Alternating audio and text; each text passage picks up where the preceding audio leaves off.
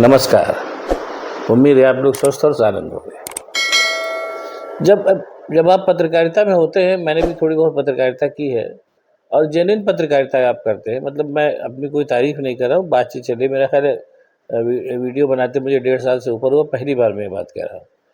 और जब आप जेन्युइन पत्रकारिता करते हैं तो फिर उसमें कई तरीके की समस्याएं आती हैं। वो सब मैंने पहले भी झेली है, इस समय भी झेल रहा हूँ। अब जैसे आजकल मेरा अकाउंट फ्रीज चल रहा है। अब वो जो भी मतलब उन लोग, अच्छा होता क्या है कि जब इस ये जो माहौल चल रहा है, इस माहौल में अगर आप तर्क बुद्धि के धनी हैं, आप तर्क तर्क से बात करते हैं, अंधभक्त नहीं हैं, तो कई बार आप भाजपा के खिलाफ ही बोलेंगे। उसके पीछे कोई कोई व्यक्तिगत विद्वेष नहीं है, ऐसा कुछ नहीं है।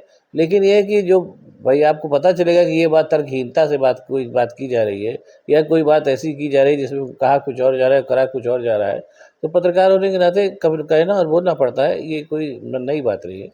तो उसके चलते अब जो भी उन लोगों को लगा हो, क्या नाम है, इन यूट्यूब वालों को, फिलहाल आजकल मेरा जो अकाउंट जो है फ्रीज चल रहा है। आप लोगों ने भी हो सकता है देखा हो, जो देखने वाले देख रहे होंगे, 20, 25, 30 तक ही लोग देखते हैं, 40, 50, ज़्यादा 75, 100 भी नहीं पार हो पाता। उसके पहले 10, 10, 20, 20 हज़ार लोग तक देखते थे। ये सब था, वो किसी वजह से ऐसा कर जो भी उनको लगा होगा। अब हमने एक दो जानकार लोगों से पूछा तो उन लोगों ने कहा कि चुनाव तक ये सिलसिला चलेगा। आपकी कोई बात लगता है चुनाव में किसी ने कोई शिकायत कर दी होगी, तो इस वजह से फ्रीज हुआ है। अच्छी बात है कि वो चुनाव के बाद वो ठीक हो जाएगा। खैर वो सब तो चलता रहता है। मैंने कहा जब सब बातें बता रहे हैं तो ये भी आप लोगों को बता दी जाए। आज मैं ये फ्रीज होने के बावजूद मैं आज आप लोगों को एक बात बताऊंगा, और उसको जब ये चल जाएगा तो फिर किसी दिन बनाऊंगा, लेकिन आज ही उसको बनाना भी है। आज मैं बात सोनिया गांधी की करूंगा। ये आरोप मेरे ऊपर जो भी 20, 25, 30, 35 लोग जो भी इसको देखेंगे, वो आरोप मेरे ऊपर लगा सकते हैं कि आप कांग्रेस भक्त हैं। लेकिन जो मैं कह रहा हूँ उस पर ठंडे दिमाग से सोचिएगा तो आपको भी लगेगा कि मैं सही ही बातें की मैंने। बहरहाल जज करने वाले आप लोग हैं, आप लोग जो भी जज करेंगे वो बेहतर होगा। अगर आप लोग थोड़ा बहुत कमेंट करेंगे तो भी मुझे अच्छा लगेगा। सोनिया गांधी को ये मान के चलिए कि वो केवल भाग्य के जोर से स्थान आई। राजीव गांधी से उनका प्रेम हुआ और शादी हो गई, वो आई। और जैसा उनके बारे में पूरा बहुत पढ़ने लिखने से पता चलता है थोड़ा बहुत, वो कि वो एक घरेलू महिला हैं, और जिनकी कुछ मंशा ये थी कि अपने पति के साथ आराम से रहें। उनके पति पायलट थे और वो रहते थे। उनके जीवन में राजनीति का कुल इतना दखल था कि उनकी सास इत्तेफाक से प्रधानमंत्री थी। बहरहाल सोनिया गांधी आई, वो अपना आराम से रहने लगी। और जहाँ तक जब तक मतलब संजय गांधी की डेथ नहीं हुई और राजीव गांधी राजनीति में नहीं लाए गए अपनी माँ के द्वारा, तब तक के लंबे कालखंड में राजीव गांधी का कहीं भी राजनीति में कोई प्रत्यक्ष या अप्रत्यक्ष दखल की चर्चा नहीं सुनने में मिलती है। यानी वो दोनों मियाँ बीवी पूरी तरीके से राजनीतिक गृहस्थ टाइप के लोग थे जो अपनी ज़िंदगी में खुश थे। लेकिन भाग्य ने पलटा खाया और सोनिया गांधी के ऊपर परिवार को संभालने की और देश को संभालने की भी पूरी जिम्मेदारी आ गई, और उसको उन्होंने निर्वहन भी किया। ये सही बात है। एक आप लोगों से, मुझे पता नहीं जो लोग ये सुन रहे हैं उनमें से कुछ को शायद याद होगा वो इंटरव्यू, जब वो राहुल गांधी वाली सब पढ़ लिख करके अपने कामों में धीरे धीरे लगने लगे और सोनिया गांधी जो करीब 10 साल का संन्यास तोड़ा, तो वो सबसे पहले गई आनंद भवन। आनंद भवन और स्वराज भवन, जो एक तरीके से नेहरूज का एंसेस्ट्रल अबोर्ड है, जिस हालांकि आजकल तो दान में दे दिया है उसको, वहाँ पे गई और उन्होंने शेखर गुप्ता के साथ, वो दोनों महल, एक तरीके से महल ही है दोनों, उनमें घूमते हुए और कहा कि मैं तो राजनीति में नहीं आना चाहती थी, लेकिन जब यहाँ आई और सारे पुरखों के फोटोग्राफ्स मैंने देखा तो मुझे लगा कि इन सब लोगों ने देश के लिए इतनी बड़ी बड़ी कुर्बानियाँ दी हैं, तो मुझे भी कुछ करना चाहिए अपने देश के लिए। बहरहाल जो भी वजह रही, वो फिर राजनीति में सक्रिय हुई। अब यहाँ से मैं जो उन्होंने किया राजनीति में, उसका बहुत जिक्र करने की मुझे ज़रूरत नहीं है, वो सब दुनिया देख रही है।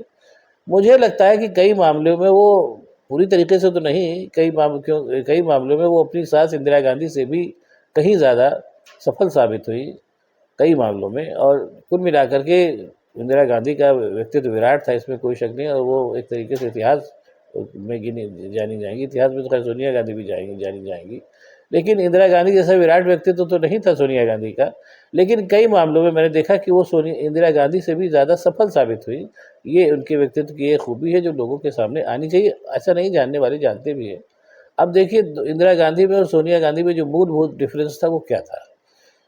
इंदिरा गांधी नेहरू जी की एक बात पुत्री थी, और नेहरू जी उस भारत के स्वतंत्रता संग्राम से निकले थे और पूरी दुनिया भर में उनका दबदबा और उनका नाम था। वो पूरी विरासत इंदिरा गांधी को डायरेक्ट मिली थी, और इंदिरा गांधी राजनीति में बाकायदा रची बसी थी शुरू से लेकर के अंत तक। और नेहरू जी के रहते ही वो राजनीति में आ गई थी, कांग्रेस की अध्यक्ष बन गई थी। नेहरू जी को इन्फ्लुएंस करके उन्होंने कांग्रेस केरल की सबसे पहली कम्युनिस्ट सरकार भी गिरवाई थी, ये सब था। इस बैकग्राउंड के साथ इंदिरा गांधी पावर में आई और 17 साल प्रधानमंत्री रही। लेकिन एक बात और भी मैं कहूँगा कि इंदिरा गांधी ने देश को बहुत कुछ दिया, इसमें कोई शक नहीं है। लेकिन साथ साथ ये भी कि इंदिरा गांधी का जो कुल क्या नाम है राजनीतिक जीवन था, वो बहुत ही जो वो था, वो बहुत ही उथल-पुथल भरा रहा। संविधान के साथ उन्होंने भी मनमानी की, इसको कहने में कोई परहेज़ नहीं होना चाहिए। और वो कुल मिलाकर के एक तरीके से कहा जाए तो मतलब कुछ हद तक डिक्टेटोरियल टेंडेंसीज भी इंदिरा गांधी में थी, ये फैक्ट है। इमरजेंसी उन्होंने लगाई। बस ये है कि हिंदुस्तान के लिए टोटल उन्होंने बहुत कुछ काम किया, इसलिए उनका पूरा व्यक्तित्व बहुत विराट था, इसमें कोई शक नहीं। और देश विदेश में उनका बड़ा नाम था, खासतौर से विदेश में तो उनका बहुत ज़्यादा नाम था। मोदी जी तो खाली गाल बजाते हैं कि विदेश में डंका बज रहा है, लेकिन इंदिरा गांधी के ज़माने में उनका डंका सचमुच बजता था भारत का विदेश में। और उसकी सबसे बड़ी जो पहचान है वो ये है कि इंदिरा गांधी जब मरी तो पूरा का पूरा लगभग पूरी दुनिया के देश जो थे उनके क्या नाम है उसमें आए थे अंतिम संस्कार में। तमाम राष्ट्राध्यक्ष आए थे और जो नहीं आए थे उन्होंने रिप्रेजेंटेटिव भेजे थे। ये उनकी उनके मतलब दुनिया में दबदबे की सबसे बड़ी मिसाल है। मोदी जी के लिए मिसाल तो देना ठीक नहीं, क्योंकि अभी जीवित है, ईश्वर करे वो लंबे समय तक जीवित रहे। लेकिन इतिहास वो कैसे प्रधानमंत्री है बाद में साबित कर देगा। खैर, अब भाग्य की मैंने कहा ना कि भाग्य, अब आइए बात सोनिया गांधी की करें कि भाग्य के धक्के से सोनिया गांधी को भी राजनीति में उतरना पड़ा। उनके पति की हत्या हो गई और उसके बाद उनके बच्चे छोटे थे। अब आप ये देखिए कि एक घरेलू महिला जिसने कि मतलब किस तरीके से उन्होंने क्रमशः चीज़ों को संभाला। पहले अपने बच्चों को बड़ा किया बिना बाप के, और क्या नाम है, और ऐसे माहौल में बड़ा किया जब चारों तरफ से परिवार पे खतरा था, बच्चे बिल्कुल पूरी तरीके से भीषण सुरक्षा में रहते थे। और उस समय का राजनीतिक माहौल ऐसा था, अब चर्चा चली इसलिए बता रहा हूँ कि ज्योति बसु जो कम्युनिस्ट पार्टी के मुख्यमंत्री हुआ करते थे, उन्होंने सोनिया गांधी को संदेश भेजा कि अगर तुम्हें अभी भी खतरा लग रहा है तो तुम दोनों बच्चों को मेरे पास भेज दो, मेरे साथ रहेंगे और यहाँ कोई उनका बाल नहीं बांका कर सकता, इतना तुम निश्चिंत रहो। वो मेरे भी बच्चे हैं, उनकी सुरक्षा का ध्यान मैं पूरी तरीके से रखूँगा। इस तरीके का वो एक माहौल हुआ करता था उस ज़माने, जो अब नहीं देखा जाता। बहरहाल उसके बाद फिर सोनिया गांधी राजनीति में उतरी, तो फिर कायदे से उतरी और पहली बार उन्होंने जो है वो राजनीति में उतरी और एक तरीके से चीज़ों को जब वो राजनीति में आई थी तो मुझे याद है अच्छी तरीके से कि कांग्रेस की भी दशा बहुत ख़राब थी, जैसे ही समय ख़राब चल रही है। और वो धीरे से उन्होंने कांग्रेस की बिखरी कड़ियों को इकट्ठा किया और धीरे धीरे करके पहले वो राज्यों में कांग्रेस को लेकर के आई, कांग्रेस की संख्या बढ़ी धीरे धीरे, और राज्यों से फिर वो 2004 में उन्होंने पहली बार जो थी वो कांग्रेस की पूर्ण सरकार बनाई, जो मनमोहन सिंह के नेतृत्व में बनी। और ये भी इसका उनको क्या नाम है श्रेय जाता है कि जब वो खुद प्रधानमंत्री नहीं बनी या कुछ भी नहीं, तो उन्होंने मनमोहन सिंह जैसे कायदे के आदमी को प्रधानमंत्री पद के लिए चुना। हालांकि कहने वाले कहते हैं कि वो थे क्या नाम है, वो राहुल गांधी के बड़े होने के इंतजार कर रहे थे। वो सब ठीक है, कोई भी आदमी अपनी विरासत नहीं छोड़ता, इसकी बात करना मूर्खता है। 10 साल प्रधानमंत्री रहने के बाद मोदी जी फिर से 15वें साल के लिए वोट मांगते घूम रहे हैं 75 साल के होकर के, और उसमें ये कहना कि कोई अपनी विरासत को छोड़ दे, ये सब बेवकूफ़ी बात है। अगर जनता किसी को पसंद कर रही है तो क्यों ना बना रहे, सीधी सी बात है। और अगर ऐसे ही सब त्यागी महात्मा है तो भारतीय जनता पार्टी को राजनीति करनी छोड़ देनी चाहिए। देश की राजनीति करने के लिए बहुत से लोग हैं। लेकिन खैर चलिए। और 10 साल उन्होंने बहुत ही बढ़िया सरकार सोनिया गांधी ने चलाई और मनमोहन सिंह के नेतृत्व में। और मुझे, जैसे मैं पहले भी कई बार कह चुका हूँ, फिर कह कि पहली बार हिंदुस्तान ने संपन्नता का स्वाद चखा सोनिया गांधी और मनमोहन सिंह के ही नेतृत्व में। ये दुनिया जानती, दुनिया कह रही है। तो मनमोहन सिंह जैसा अर्थशास्त्री और काबिल आदमी ढूंढ के प्रधानमंत्री पद पर बैठाना और उसको पूरी सुरक्षा देना पार्टी की तरफ से, ये बहुत बड़ी बात है और इसका क्रेडिट इंदिरा सोनिया गांधी को जाना चाहिए, ये फैक्ट है। और उसके बाद भी अगर आप देखिए ठंडे दिमाग से, तो सोनिया गांधी का जो भी कार्यकाल रहा, चाहे 10 साल का शासन का कार्यकाल रहा, चाहे विरोध पक्ष का कार्यकाल रहा, उसमें उन्होंने यथासंभव संविधान का पालन करने की कोशिश की। शायद उनके दिमाग में एक बात ये भी रही हो कि हम बाहर से आए हैं तो हमको संविधान को लेकर के अतिरिक्त सतर्कता दिखानी चाहिए, लेकिन बहरहाल ऐसा हुआ।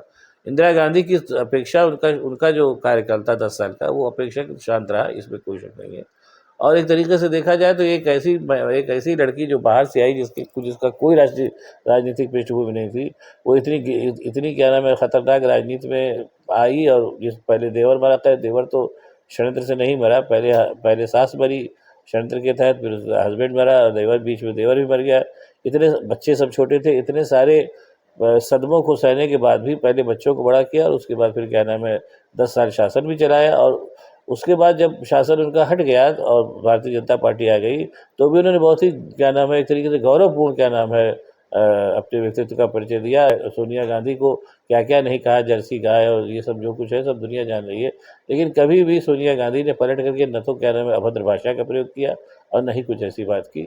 ये भी उनकी व्यक्तित्व का बहुत बड़ा पार्ट है, जिसके लिए वो जानी जाएँगी। और अब देखिए, हो सकता है जैसी खबरें आ रही, मुझे तो पता नहीं, अभी ये कहना बहुत जल्दबाजी होगी कि अगर कांग्रेस, जैसा लोग बता रहे हैं, जैसी खबरें आ रही हैं कि कांग्रेस फिर से जो है वो बढ़ती नज़र आ रही है, और हो सकता है लोग कह रहे हैं कि इस बार हो सकता है कि कांग्रेस की सरकार भी बन जाए। हालाँकि मैं फिर कह रहा हूँ कि अभी इतना कहना बहुत जल्दबाजी होगी। लेकिन है कि कांग्रेस पहली जैसी 52 और 44 सीटों की तुलना में तो बहुत आगे जाएगी, इतना तो मैं कह सकता हूँ अभी भी कि कांग्रेस की दिशा बहुत सुधरी है, तो ये दिन भी सोनिया गांधी देखेंगी। इसलिए मुझे लगता है कि सोनिया गांधी और इंदिरा गांधी में जो सबसे बड़ा नेतृत्व जो डिफरेंस है, जिसके लिए कुछ मामलों में सोनिया गांधी को मैं इंदिरा गांधी से बेहतर कहूँगा, कि अपनी पृष्ठभूमि और राजनीति में रची बसी होने के बावजूद इंदिरा गांधी ने जितना कुछ किया, उसका काफ़ी कुछ हिस्सा सोनिया गांधी ने भी तब किया जब वो उनको उनको इंदिरा गांधी की तुलना में ज़्यादा लोमहर्षक जीवन जीना पड़ा। और दूसरी बात ये है कि उनकी राजनीति कहीं से भी उनकी सारी पृष्ठभूमि जो थी, कहीं से भी राजनीतिक नहीं थी। इस बात को जाना जाता है। सोनिया गांधी इसी चीज़ के लिए जानी जाएंगी कि एक ऐसी महिला जो नितांत क्या नाम है पारिवारिक पृष्ठभूमि से आई और उसने राजनीति में इतनी सफल पारी के लिए, इस बात के लिए सोनिया गांधी जानी जाएंगी। इतिहास उनको इस बात के लिए हमेशा याद रखेगा। और इसमें भी कोई शक नहीं कि भारत को, मैं फिर कह रहा हूँ कि भारत को स्वतंत्रता के बाद पहली बार आर्थिक क्या नाम है संपन्नता का स्वाद चखाने का क्रेडिट सोनिया गांधी और मनमोहन सिंह को ही जाता है। ये भी एक बात है। अब देखिए, आप लोग खुद ही समझदार हैं। मैंने जो बोला है, इसको ठंडे दिमाग से पढ़िएगा और कमेंट भी करिएगा, तो मुझे अच्छा लगेगा, ताकि अगली बार मैं इसका थोड़ा-सा और विस्तार से बना सकूँगा। मैं फिर कह रहा हूँ कि इस चैनल का इससे कोई लेना-देना नहीं है कि कांग्रेस पावर में आती है या भाजपा, वो एक अलग बात है। लेकिन ये सोनिया गांधी की इस व्यक्तित्व की चर्चा होनी चाहिए, इसलिए मैंने ये की। अब अगर आपको पसंद आई तो अच्छी बात है। आप इस मेरे चैनल को सब्सक्राइब करिए, वीडियो को शेयर करिए और ये